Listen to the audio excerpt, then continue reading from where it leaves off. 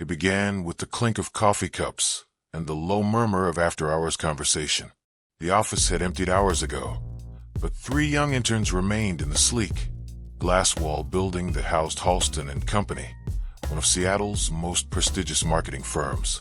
Their names were Ryan, Tasha, and Mark, 3 rising college juniors, handpicked from a competitive national program. They had suits just a bit too baggy, confidence just a bit too inflated, and ambition that made them stay late into the night. Not because they had to, but because they thought it would be noticed. What they didn't notice, what almost no one ever did, was the man quietly working behind them. Walter Granger, the night janitor, moved with the quiet rhythm of someone long used to being invisible. He wasn't particularly tall, and his uniform was worn at the cuffs. His boots were clean but scuffed, and his face bore the weathered lines of time and hard-earned humility. He didn't talk much, didn't linger, just moved from room to room, mop in hand, quietly restoring order while others left chaos in their wake. The interns noticed him that night only because of the smell, citrus, and disinfectant, as Walter entered the open-plan workroom, silently wiping down desks and emptying bins. "Man," Ryan said, wrinkling his nose. "Here comes Mr. Pinesole." Tasha snorted. "He looks like he's been here since the Nixon administration." Mark leaned back in his chair, folding his arms. "Bet he still lives with his mom." They all laughed, their voices echoing off the glass panels. Walter didn't flinch. He simply continued cleaning, eyes on the floor. And then, a voice cut through the laughter, smooth, authoritative, and unmistakably disappointed. "Do you know who that is?" The laughter died instantly. Standing just beyond the frosted glass door was Everett Halston, founder and CEO of Halston and Company. He wore a navy wool coat over a tailored gray suit, and his silver hair was slicked back with the precision of a man used to control. Ryan stood up a little too fast. "Mr. Halston, I didn't know you were still here." "I wasn't," Everett said flatly, "until I heard you making fun of a man who's done more for this country than any of you ever will." Walter had paused his mopping, but hadn't turned around. "Walter Granger isn't Mr. Pinesole," Everett continued, walking forward slowly. "He's the reason I'm alive." The interns didn't know where to look. The silence stretched, heavy and unbearable. Everett finally walked over to Walter and did something none of the interns had ever seen anyone in leadership do. He shook Walter's hand. "Colonel Granger," he said with quiet respect, "good to see you tonight." Walter nodded once. "Evening, sir." The 3 interns looked like someone had unplugged them from the wall. "Colonel," Mark echoed, blinking. Everett turned back to them. Walter Granger was a U.S. Army colonel. He led Black Ops extraction missions across the Middle East, coordinated humanitarian airlifts in Haiti, and earned 2 Bronze Stars and the Distinguished Service Cross. Ryan opened his mouth, then closed it. Everett wasn't finished. "In 2006, I was working as a military logistics contractor near Mosul. Our convoy was ambushed. We were pinned down.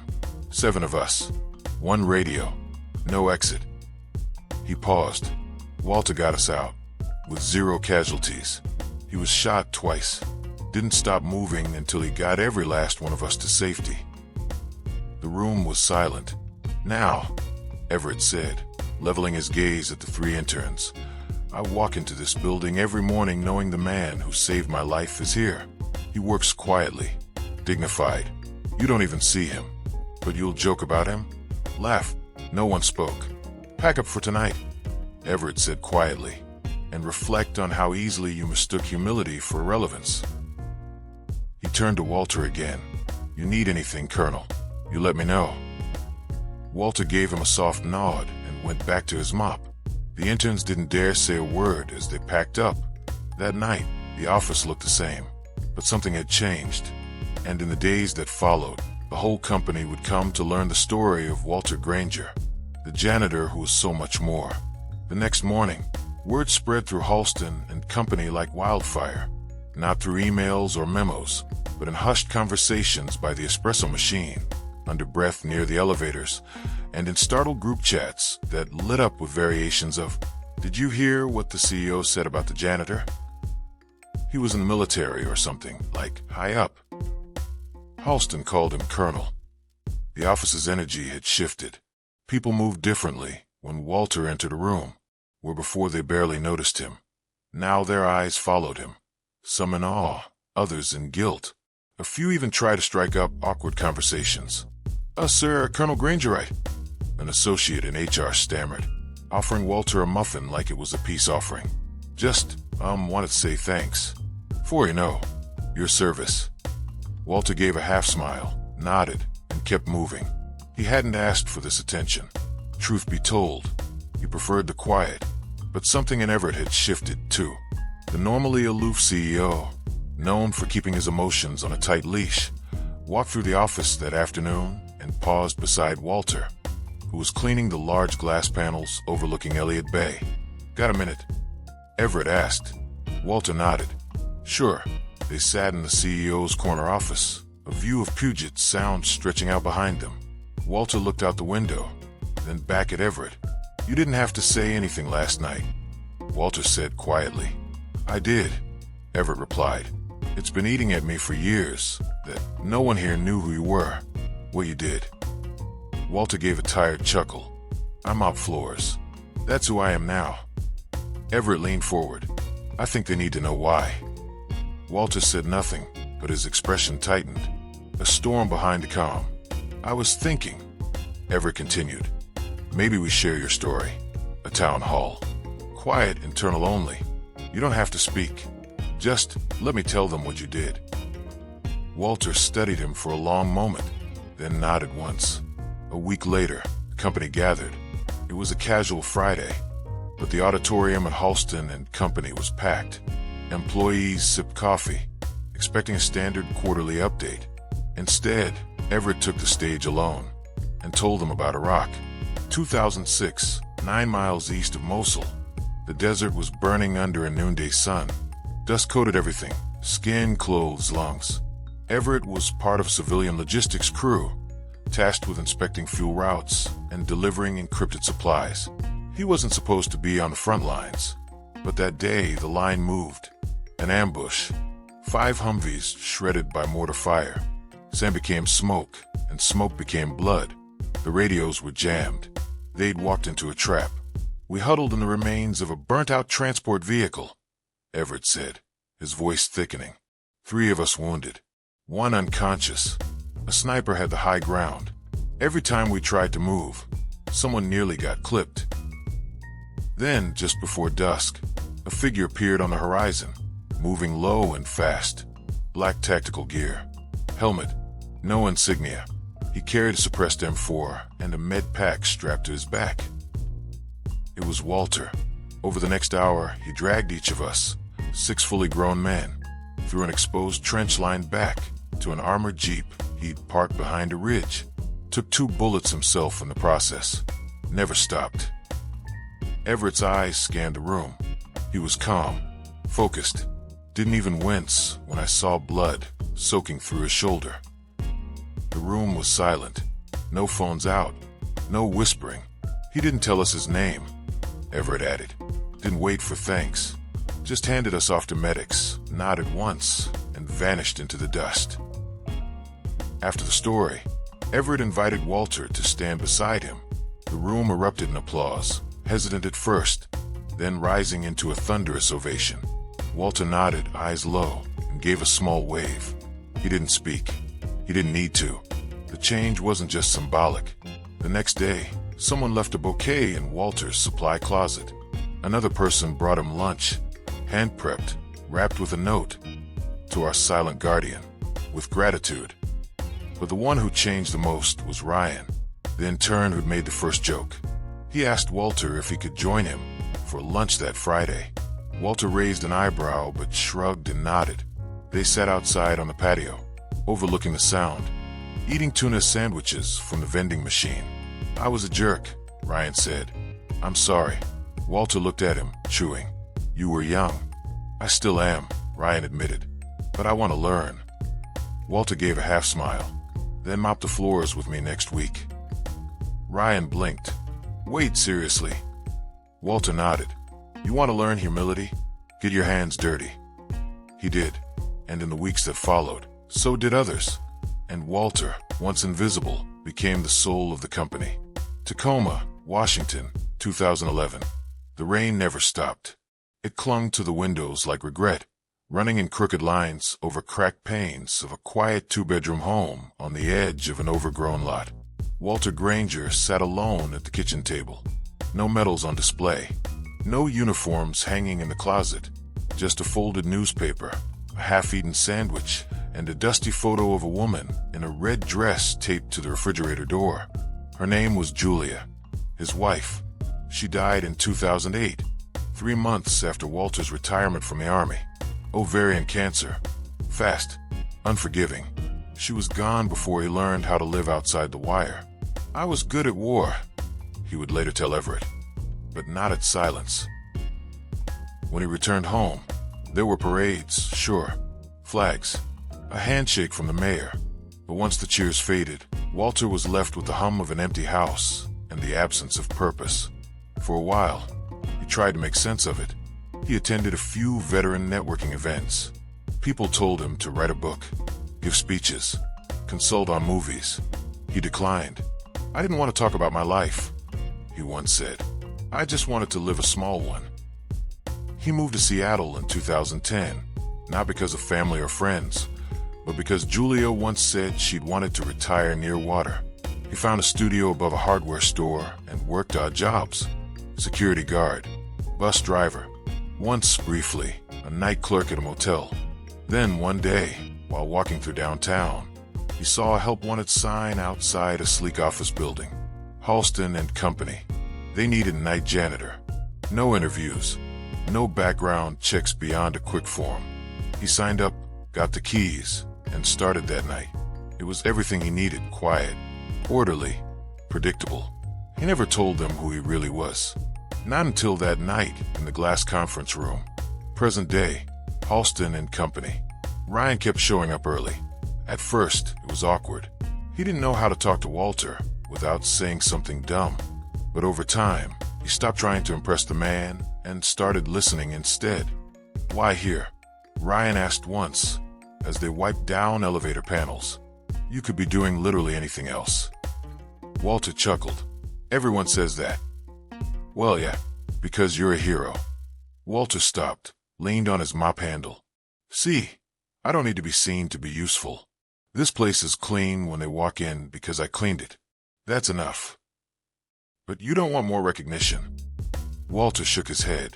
"Kid, there's power in being underestimated." The story was still spreading. Local media picked it up. An article went viral. Seattle janitor was decorated colonel who saved CEO's life.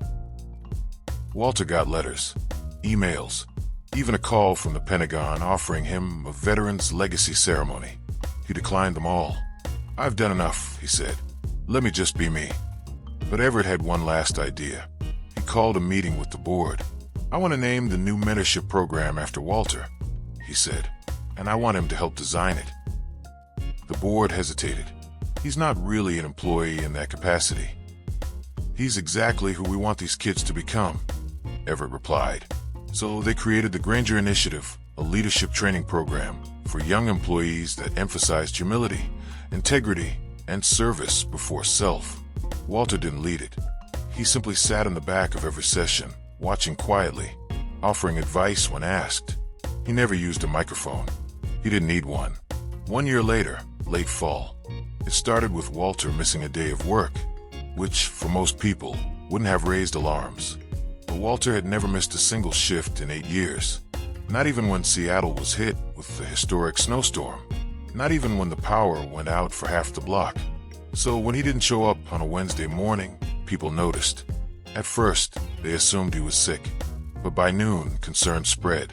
Everett was the first to act. He called Walter, straight to voicemail. He then sent Ryan and 2 others to Walter's apartment to check on him. Ryan remembered the address from one of their conversations. The rain was heavy that day. Like it always seemed to be in Walter's neighborhood, the trio climbed the steps of the worn-down duplex, knocked, and waited. No answer. They tried again. Ryan's gut twisted. Something didn't feel right. He peered through the window. "He's on the floor," he shouted. They forced the door open. Walter lay unconscious, pale and barely breathing. Ryan called 911 while the others cleared the space around him. 2 hours later at Tacoma General, Everett arrived just as the doctors confirmed it was a mild stroke. Not life-threatening, but serious. Walter would need rest, rehab, and someone to check on him daily. When Walter regained consciousness, his first words were, "Didn't anyone clean the lobby?" Everett laughed through the emotion in his chest. "Not like you would have," he said, "but we managed." Over the next 2 weeks, something remarkable happened. Employees, dozens of them, organized a rotation schedule. They took turns visiting Walter, cooking for him, helping with groceries, meds, even small tasks like changing light bulbs. Ryan came every morning. "I'll read to you," he said, holding up an old copy of The Art of War with a smirk. Figured it'd be on brand. Walter chuckled. "You got jokes now. You're rubbing off on me." Meanwhile, Halston and company made another quiet change. Without announcing it, they placed a bronze plaque in the lobby in honor of Walter Granger. Quiet strength, relentless service, unseen but never forgotten. Every new hire now hears the story during onboarding, not as a legend, but as a reminder of what real leadership looks like. 3 months later, Walter returned.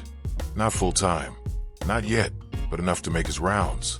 The day he walked back into the building, dozens of employees stood and applauded, not for show, but because something had felt off without him. He smiled and waved them off. "I'm not the Queen of England," he muttered. "Get back to work." But his eyes were shining. Later that week, Ryan asked him a question. "What do you think you've taught us, really?" Walter paused. He looked around at the freshly waxed floors, the quiet hum of the office, the life he had unintentionally built here. "I taught you to pay attention to the invisible people," he said, "because sometimes they're holding up more than you know." 5 years later at Halston and Company headquarters, the lobby bustled with activity. New hires shuffled through orientation. Teams collaborated in glass-walled conference rooms. The company had grown, evolved, but the heart of it was still here. And so was Walter. Though retired now, he stopped by often, not as a janitor, but as a mentor, a fixture, a quiet presence. One afternoon, the office faced an unprecedented crisis. A major data breach had hit. Client trust wavered. Media swarmed. The company's future hung in the balance. Panic set in. Executives scrambled to patch holes. Teams worked around the clock. But behind the scenes, something else was unfolding. The leadership program Walter had inspired, the Granger Initiative, kicked into high gear. Ryan, now a team leader, gathered his cohort in the training room. "Remember what Walter said?" he asked. "Pay attention to the invisible people." The team worked methodically, reaching out to overlooked departments, communicating clearly, and uncovering vulnerabilities no one else had seen. The breach was contained. Trust was rebuilt. In the aftermath, Everett addressed the company. "Walter showed us what it means to serve without spotlight, to lead without title. His legacy isn't just a story. It's our culture." He gestured toward Walter, who sat humbly in the front row, his eyes glistening with tears. Later that day, Ryan visited Walter's favorite bench overlooking Elliott Bay. "Thank you," Ryan said, sitting beside him. Walter smiled softly. "No, thank you. You made sure I wasn't invisible anymore." They sat in silence, watching the sun set. The story of Walter Granger spread far beyond the walls of Halston and Company. Local newspapers, veterans groups, and community leaders celebrated a man who'd chosen humility over glory, service over status. And for everyone who once mocked him, they learned the greatest strength isn't what you wear or where you've been. It's who you choose to be every day. Ever wondered how many of the people we overlook carry untold stories? Let us know in the comments, and don't forget to like, share, and subscribe for more eye-opening stories on Haven Tales.